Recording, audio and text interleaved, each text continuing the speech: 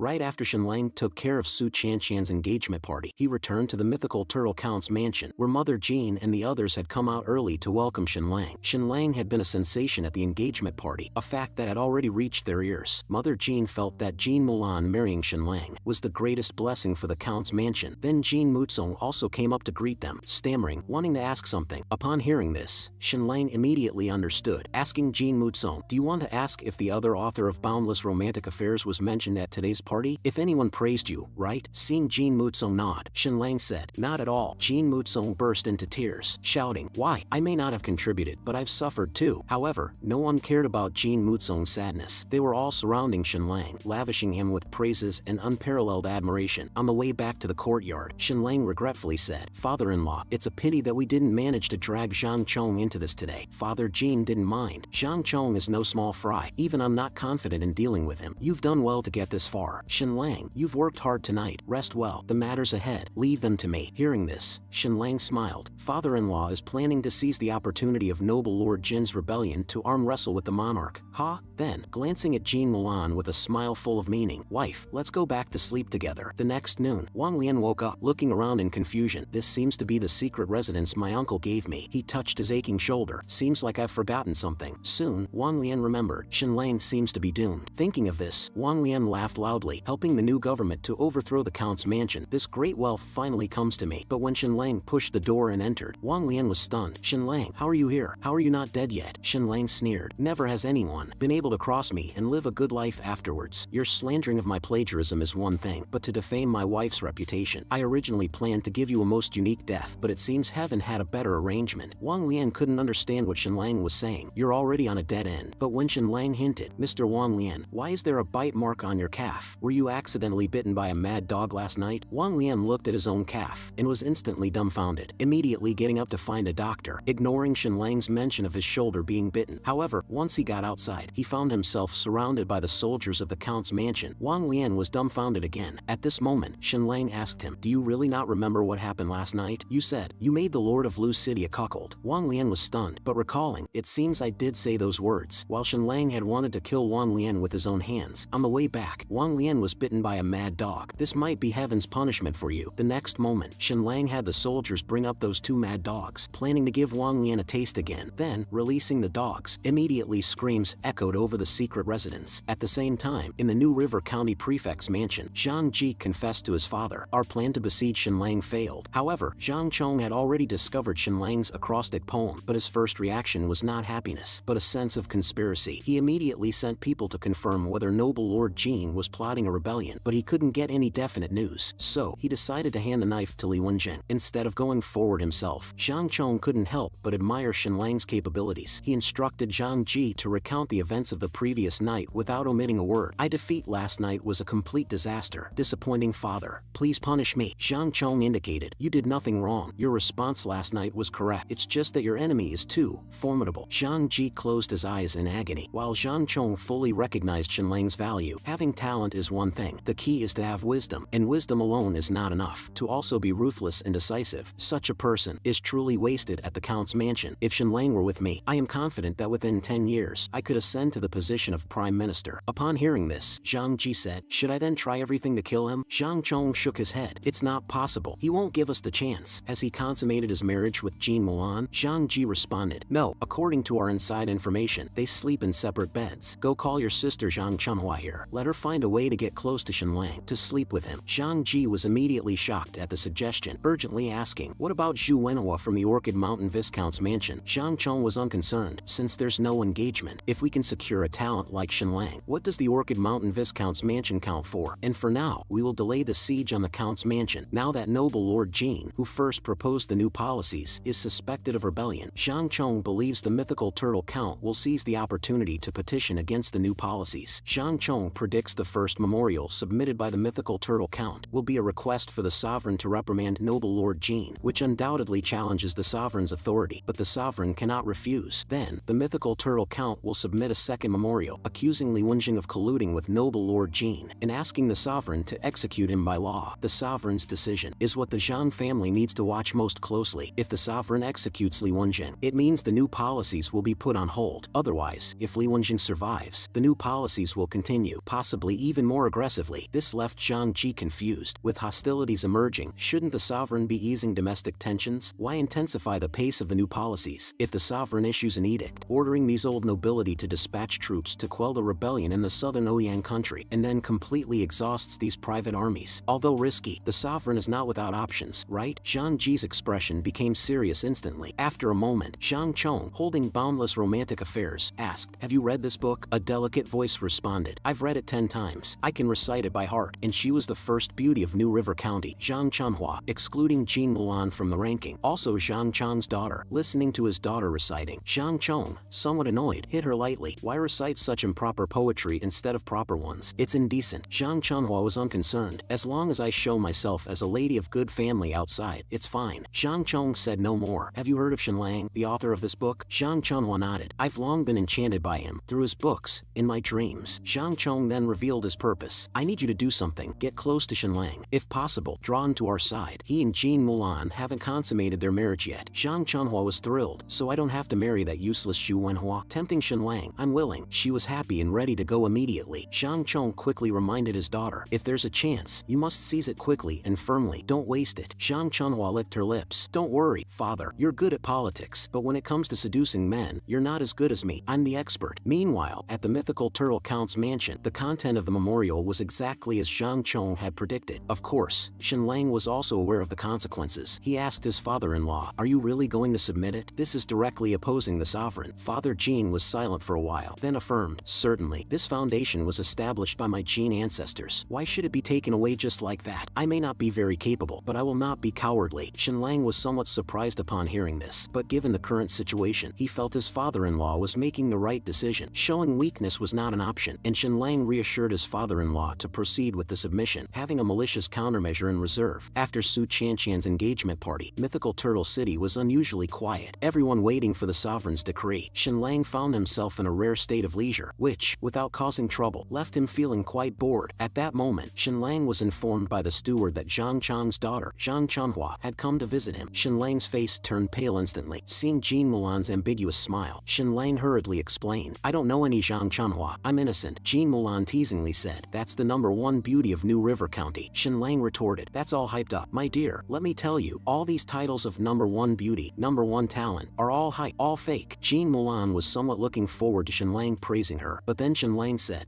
the #1 handsome man in the world, that's real. That's definitely not hyped." Hearing Shenlang praising himself, Jean Mulan was at a loss for words. The next moment, Shenlang changed the subject. "My wife's waist is the most beautiful. I've seen countless people, if not 3,000, then 5,000. So, my dear, your waist can captivate my soul. What's there to worry about?" These words made Jean Mulan's face turn red instantly. Hearing Shenlang about to continue with embarrassing words, Jean Mulan quickly covered Shenlang's mouth, signaling she got the message. Taking the opportunity, Shenlang kissed the palm of Jean Mulan's hand, causing Jean Mulan's heart to flutter. She quickly changed the subject, saying, "Let's go meet that #1 beauty of New River County." As for Shenlang, he had long understood Zhang Chong's intention to use a beauty trap against him. Shenlang found it amusing. With Jean Mulan, a great beauty here, how could I be tempted by a title that's been hyped up? However, when Shenlang met Zhang Chanhua, he was immediately astonished. This lady isn't hyped up. She ranks by genuine merit. Her appearance is indeed impressive. Every one of her movements, every expression, is like textbook standard. Truly a lady of good family, truly the demeanor of a talented woman. And when Zhang Chanhua saw Shenlang for the first time, she was equally astonished. "I've seen many handsome men, but someone as handsome as him is really rare." Upon seeing Shenlang staring intently at Zhang Chanhua, Jean Mulan was already quite annoyed, but then Zhang Chanhua suddenly took Jean Mulan's hand, calling her sister and enthusiastically praising Jean Mulan, while belittling herself. However, Jean Mulan was not swayed. "Why have you come today, and specifically to see my husband, Shenlang?" Zhang Chanhua explained. Perhaps the servant misunderstood. "I said I wanted to see Mr. and Mrs. Shenlang. As for my purpose, it's because I've come across something wonderful, a perfume extracted from iceberg snow lotuses. I specifically brought it for you, sister, believing it would be wasted on myself." Following this, the two equally beautiful women entered into casual conversation. Throughout, Zhang Chanhua did not speak a single word to Shenlang, nor did she glance at him, leaving Shenlang somewhat puzzled. Wasn't she supposed to use a beauty trap on me? Before long, Jean Mulan directly asked, "Miss Zhang Chanhua, do you have any other matters?" clearly implying it was time for her to leave. Zhang Chanhua meticulously performed a farewell courtesy. "No, that's all. I just missed my sister and came to visit." Before leaving, Zhang Chanhua suddenly said, "By the way, sister, I recently wrote a poem. Could you critique it for me? Please don't laugh if it's poorly poorly written. Jean Mulan straightforwardly admitted she didn't understand poetry, growing increasingly displeased with Zhang Chunhua. Zhang Chunhua indicated, "It's okay, I just wrote it casually." Then Zhang Chunhua recited the poem, gazing northward atop the invite, deep in mist and rain. Turning back, I lament the ugly moon at the sky's edge. With you, I'm separated as if by the distance of Wu and you. Pillows of jade mark the times of our parting. At night, I wander to the spear gate, feeling melancholy, yet I circle the corridors, sleeping alone once more. Past days are but empty memories. My soul returns to the desolate bridge, my spirit to the spring. After finishing, Zhang Chunhua looked at Jean Mulan full of expectation. "How do you think of it, sister?" Jean Mulan, at a loss for words, politely responded, "It's quite good." Zhang Chunhua thanked Jean Mulan for the compliment, and then she left. Shenlang listened to Jean Mulan wondering, why would she write such a chaotic poem? But Shenlang realized, it was an acrostic poem. The hidden message was, inviting you to meet at the covered bridge during the hour of Cho, 1 to 3 a.m. At the covered bridge, not far away, in the deep of night, a lone man and woman. Shenlang quickly stopped himself from thinking further, worrying it might not pass censorship. That vixen is indeed tempting, but if I really went, I'd become a laughingstock. How could I be easily seduced by a mere girl? He immediately went to Jean Mulan's room, sharing the acrostic poem with her. "My dear, this is serious. That shameless vixen, Zhang Chunhua, is actually trying to seduce me." Unexpectedly, Shenlang noticed a piece of paper on Jean Mulan's desk. Realizing his wife had already discovered the acrostic poem, Shenlang, breaking out in a cold sweat, pretended to be upright. "My dear, do you see how decent and faithful I am?" Jean Mulan countered, "If you hadn't thought about it, why would you write down the poem? How did you discover the hidden message? It shows you still paid her attention. You still had fanciful thoughts." Seeing Shenlang looking as if he was about to cry, Jean Mulan smiled and gently kissed his cheek. "Consider yourself good." Meanwhile, back at the Zhang family mansion, a maid asked, "Weren't you supposed to invite young Master Shenlang to the covered bridge? Why haven't you left?" Zhang Chunhua smiled slightly. "He won't come. If he actually did, I would have lost respect for him." The maid was confused. "Then why invite him?" Zhang Chunhua confidently said, "Just to tease him a bit, to test Shenlang's character, and to let Jean Mulan know I'm planning to steal her man." I really hope Jean Mulan would explode with anger. I hope she's a truly upright woman. Although he didn't get to meet with Zhang Chunhua, Shenlang encountered something much better. It turns out Big Fool woke up, making Shenlang extremely happy. At the same time, Big Fool's physical constitution left Shenlang secretly astonished. Having been so severely injured before, he had nearly fully recovered in less than half a month. At this moment, Shenlang cleared his throat. "Don't call me second fool anymore. You should call me young master." "Okay, second fool." Shenlang was speechless. "Call me young master, not second fool." "No problem, second fool." Jean Mulan couldn't help but laugh, then corrected Big Fool. "From now on, call him young master Shenlang. Understand?" This time Big Fool didn't get it wrong, which made Shenlang furious, doubting this gorilla is feigning stupidity. Then Big Fool asked Jean Mulan, "Where are my father and mother?" Jean Mulan responded, "They've gone on a long trip. You can live here from now on. Many people want to bully Shenlang, and he needs your protection." Big Fool stood up abruptly. He didn't want to live at someone else's place, but hearing that someone wanted to bully Shenlang, that was unacceptable. Who wants to bully second fool? They can hit me, but they cannot hit second fool. Actually, Shenlang has never known why Big Fool has been so good to him since childhood. The reason is quite simple. From a young age, no one ever gave Big Fool candy nor wanted to play with him. Only Shenlang was willing. For someone in loneliness and cold, a bit of sweetness is enough to be cherished for a lifetime. Moments later, in Jean Mulan's room, Jean Mulan planned to test Big Fool's bones tomorrow, suspecting he has great martial arts talent. Shenlang also looked forward to it, suddenly feeling, wait, isn't this the talent of a protagonist? Why don't I have it? Tomorrow, I'll test myself too.